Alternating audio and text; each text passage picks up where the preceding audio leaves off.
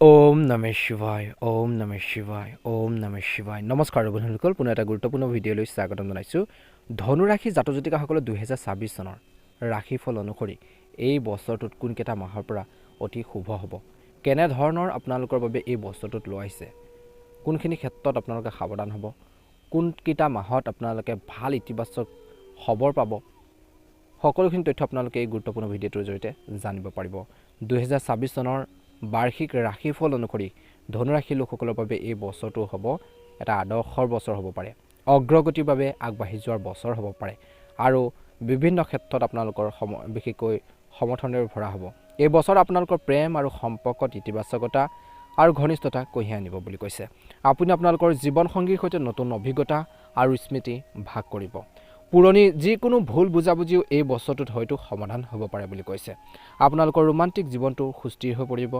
অবিবাহিতসকলে এই বছৰটোত কিন্তু বিয়াৰ প্ৰস্তাৱ পোৱাৰ যথেষ্ট পৰিমাণে সম্ভাৱনা বৃদ্ধি পাইছে এই বছৰটোত আপোনালোকৰ কৈছে যে বৈবাহিক জীৱনত জীৱনসংগী অনুভৱক সন্মান কৰিবলৈ শিকিব লাগিব এই বছৰটোত আপোনালোকৰ জীৱনসংগীৰ সৈতে সময় কটাটো এক স্মৰণীয় অভিজ্ঞতা হ'ব ভৱিষ্যতে হাঁহি কঢ়িয়াই অনাৰ স্মৃতিৰ সৃষ্টি কৰক কেনেকৈ আগন্তুক আপোনালোকৰ জীৱনটো ভাল হয় কেনেকৈ আপোনালোকে নিজৰ বৈবাহিক জীৱনটো আনতকৈ ভাল কৰিব পাৰি কেনেকৈ সুখে শান্তিৰে দুসাজ খাব পাৰি ভালদৰে সেইখিনি চিন্তা কৰিব লাগিব এই বছৰটোত বৈবাহিক জীৱনটো নিশ্চয়কৈ অনুকূল ফলাফল লাভ কৰিব অতীতৰ বিষয়বোৰৰ ওপৰত গুৰুত্ব বেছি নিদিব এই বছৰটোত আগতে হৈ যোৱাবোৰ পাষ্টৰবোৰ বেছি গুৰুত্ব নিদিব প্ৰেজেণ্টত গুৰুত্ব দিয়ক ফিউচাৰ প্লেনিং কৰক কিয়নো ইয়াৰ ফলত আপোনালোকৰ সম্পৰ্কত দূৰত্বৰ সৃষ্টি হ'ব পাৰে প্ৰেম বা বৈবাহিক জীৱনত মনত ৰাখিব অতীতত হৈ যোৱাবোৰ পুনৰাবৃত্তি নকৰিব বা সেইখিনি মনত পেলাই অপ্ৰয়োজনীয় তৰ্কৰ বা বিশৃংখল এটা পৰিৱেশ সৃষ্টি যাতে নহয় তাৰ প্ৰতি আপোনালোকে সতৰ্কতা অৱলম্বন কৰক বুলি কৈছে বিশেষকৈ আৰ্থিক দৃষ্টিকোণৰ পৰা আপোনালোকৰ বাবে এই বছৰটো ভাল হ'ব 2026 চনৰ বিশেষকৈ ৰাশিফলে ইংগিত দিছে যে এই বছৰটোত বিশেষকৈ ধনুৰাশি লোকসকলৰ বাবে কেৰিয়াৰত স্থিৰতা আৰু সফলতাৰ দুয়োটাকে কঢ়িয়াই আনিব যদি আপুনি নতুন ব্যৱসায় বা কাৰ্যালয় এটা খুলিম বুলি ভাবিছে নতুন এটা বিজনেছ খুলিম বুলি ভাবিছে তেনে বছৰটো অত্যন্ত অনুকূল আপোনালোকৰ বিশ্লেষণাত্মক ক্ষমতাই আপোনালোকক লাভজনক সিদ্ধান্ত লোৱাৰ ক্ষেত্ৰত কৈছে যে সহায় কৰিব সম্পত্তি আৰু এখন বাহন ক্ৰয় কৰাৰ কিছু লোকৰ প্ৰবল সম্ভাৱনা এই বছৰটোত আছে এই বছৰ আপোনালোকৰ আৰ্থিক অৱস্থাৰ সুদৃঢ় হৈ থাকিব 2026 চনৰ ৰাশিফলৰ পৰা অনুমান কৰা হৈছে যে আপুনি এতিয়াৰ যিকোনো পদক্ষেপৰ বিষয়ে ভালদৰে বিবেচনা কৰিব লাগে যিকোনো পদক্ষেপ লওঁতে যিকোনো আপোনালোকে কাম হাতত লওঁতে বিবেচনাৰে কৰিব লাগে এই বছৰটোত ইয়াৰ দ্বাৰা আপোনালোকৰ বৃদ্ধিৰ নতুন পথ মুকলি হ'ব আপোনালোকৰ পূৰ্বৰ যি প্ৰচেষ্টাও সফল হ'ব বিশেষকৈ এতিয়া সম্পত্তি বা বাহন ক্ৰয় কৰিব পাৰিব এই বছৰটোত নিৰ্মাণ কাৰ্য কিছু লোকে এই বছৰটোত আগবঢ়াব পাৰে 2026 চনৰ বিশেষকৈ কৈছে যে বাৰ্ষিক ৰাশিফল অনুসৰি ছাত্ৰ ছাত্ৰীসকলৰ পৰীক্ষাত ভাল ফলাফল লাভ কঢ়িয়াই আনিব কিন্তু কিছু ক্ষেত্ৰত আশাস্বৰূপ ফলাফল কিছু লোকে নাপাব পাৰে বিদেশত পঢ়াৰ সম্ভাৱনা আছে কিছু লোকৰ স্বাস্থ্যৰ ফালৰ পৰা বিশেষকৈ এতিয়া এই আপোনালোকৰ স্বাস্থ্য স্বাভাৱিক হ'ব কিন্তু আৰম্ভণিৰ পৰা অলপ খং নিয়ন্ত্ৰণ কৰক বুলি কৈছে এই বছৰটোত অত্যধিক কামত বা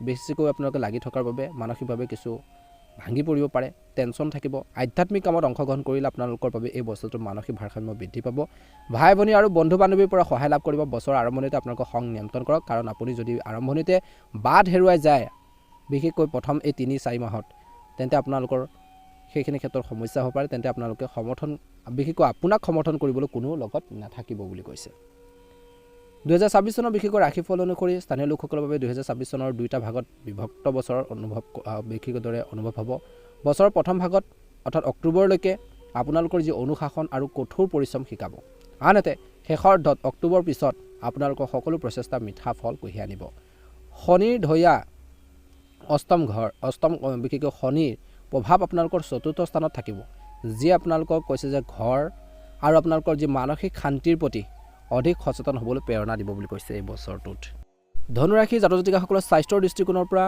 বিশেষকৈ কৈছে যে 2026 চনৰ বিশেষকৈ জুনৰ পৰা অক্টোবৰৰ ভিতৰত যেতিয়া বৃহস্পতি আপোনালোকৰ অষ্টম স্থানত থাকিব তেতিয়া আপোনালোকৰ স্বাস্থ্যৰ প্ৰতি সজাগ হোৱাটো প্ৰয়োজন আছে বিশেষকৈ জুনৰ পৰা অক্টোবৰৰ ভিতৰ এই সময়খিনিত স্বাস্থ্যৰ ক্ষেত্ৰত বহুত বেছি কেয়াৰফুল হ'ব সতৰ্কতা অৱলম্বন কৰিব শাৰীৰিক স্বাস্থ্য বিশেষকৈ ধনুৰাশি লোকসকল সাধাৰণতে অতি সক্ৰিয় আৰু দুঃসাহসিক কিন্তু চতুৰ্থ স্থানত শনিৰ উপস্থিতিয়ে মাজতে আপোনালোকক কৈছে মাজে মাজে বুকুৰ বা হৃদযন্ত্ৰৰ লগত জড়িত চিন্তা বা শ্বাস প্ৰশ্বাসজনিতৰ প্ৰতি সংবেদনশীলতা আনিব পাৰে। গতিকে ধৈৰ্য বজাই ৰাখক। বৃহস্পতি গ্ৰহক বিশেষকৈ অষ্টম স্থানত ৰখাৰ পৰা কিছু লোকৰ যকৃত আৰু প্ৰাচনতন্ত্ৰৰ সন্দৰ্ভত সাৱধান হোৱাৰ কথা অনুমান কৰিব পাৰি, অৰ্থাৎ সতৰ্কতা অৱলম্বন কৰিব লাগিব। নিজৰ হেল্থৰ প্ৰতি সদায় কেয়াৰফুল হ'ব লাগিব। চৰ্বিযুক্ত যকৃত বা ওজন বৃদ্ধিৰ পৰা আপোনালোকে সাৱধান হ'ব লাগিব। মানসিক স্বাস্থ্যৰ কথা ক'বলৈ যাওঁতে শনিৰ ধয়াই প্ৰায় আপোনালোকক কৈছে যে মানুহক অলপ মানসিকভাৱে আপ্লুত বা ভাগৰা অনুভৱ কৰায়। আপুনি হয়তো আপোনালোকে অনুভৱ কৰিব যে এই বছৰটোত ঘৰুৱাৰ দায়িত্বই আপোনালোকক স্বাধীনতা কাঢ়ি লৈ গৈছে, তেনেকুৱা নিচিনা লাগিব।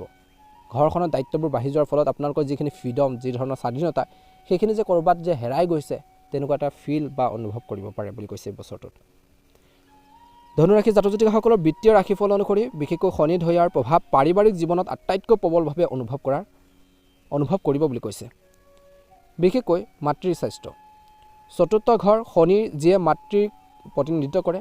এবাৰ মাতৃৰ স্বাস্থ্যৰ বিশেষ যত্ন ল'ব লাগিব, হেল্থৰ প্ৰতি কেয়াৰফুল হ'ব লাগিব। তেওঁলোকৰ লগত সময় কটাওক আৰু তেওঁলোকৰ অনুভৱক যিমান পাৰে সন্মান কৰক।